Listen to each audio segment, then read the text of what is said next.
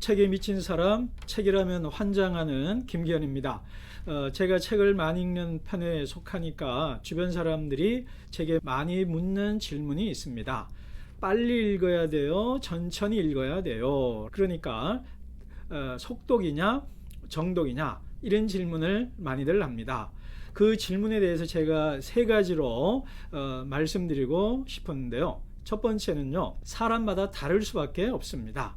어떤 사람은요, 기질적으로 성격적으로 천천히 여유 있게 느긋하게 읽는 분이 있고요, 어떤 분은 뭔가 좀 빨리 읽는 분들이 있어요. 그래서 천천히 읽는 분 보고 빨리 읽으라 그러고, 그리고 빨리 읽는 분 보고 천천히 읽으라고 잡아당기면 책 읽는 맛이 떨어집니다. 책 읽을 의욕이 떨어집니다. 그러니까 자기 스타일대로 읽으시라, 그렇게 권하고 싶고요.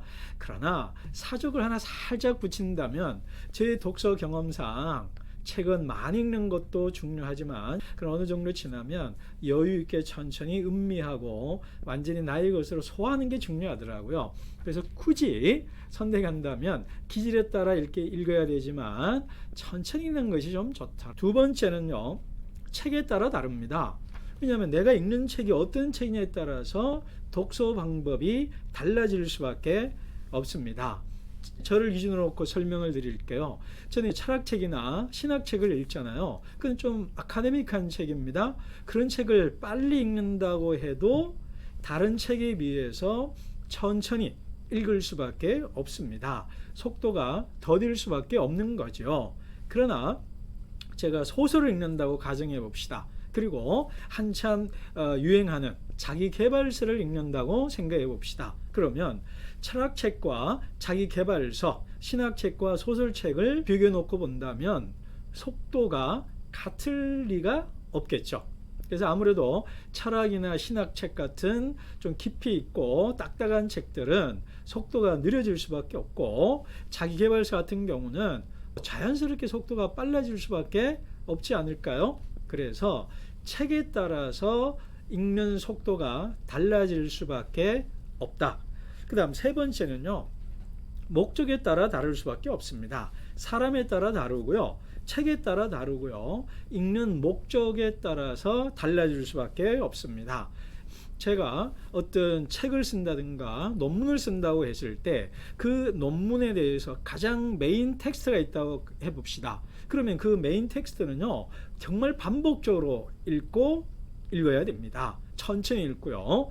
제가 지금 논문을 좀 준비하고 있는데 그 책을 몇 번이나 읽었는지 모르겠어요. 그래서 그런 경우는 천천히 읽고 반복적으로 읽고 메모하고 그렇게 할 수밖에 없거든요. 그렇지만 아까 말한 자기계발서라든가 주일날 제가 설교하기 위해서 한번 그냥 살짝 인용해야 될 것들은 빨리 스킵하면서 넘어가도 괜찮거든요. 그렇기 때문에 어떤 목적에 따라서 내가 글을 쓰느냐, 그리고 이 책이 정말 나에게 중요한 책이다, 그러면 천천히 정독을 해야 되겠죠. 그러나 그렇지 않고 어떤 부분이 필요해서 발췌해서 뽑아 읽는다, 자기계발서다, 그러면은 그냥 빨리 좀 스킵을 하면서 발췌해서 읽어도 되겠죠. 자, 근데 여기 또 하나, 네 번째도 되고요, 첫 번째랑도 관련되는데 그 사람이 누구냐와도 관련이 있습니다. 무슨 말이냐면, 오랜 독서가라면 그리고 초보자라면 독서 속도가 달라질 수밖에 없을 겁니다. 오랜 독서가들은요, 이미 사전 지식도 읽고 독서하는 방법도 아니까 자연스럽게 좀 빨라지는 감이 있어요. 이건 저의 기준입니다. 그래서 빨리 읽는지 천천히 읽는지를 객관적으로 이렇게 테스트하는 방법이 없기 때문에 제가 제 기준으로 보는 겁니다. 조금 빠르다, 제가 그렇게 생각을 하거든요. 책을 오래 많이 읽었던 사람은 속도가 빨라질 수밖에 없고, 갓 입문한 독서 초보자들은 아무래도 독서 속도가 느려질 수밖에 없다. 그리고 또 하나 덧붙인다면 그 분야에 대한 사전 지식이 있는 사람과 없는 사람은 달라질 수밖에 없습니다. 예를 들면 키르케고르의 두려움과 떨림을 읽는다고 생각해 봅시다. 키르케고르에 대한 평전도 읽고 그에 대한 사상도 알고 있는 사람이라면 조금 빨라질 수 있겠죠. 그러나 키르케고르를 처음 접하는 사람이라면 정말 어려울 거예요. 그러니까 사전 지식이 있느냐 없느냐도 영향을 미칠 겁니다.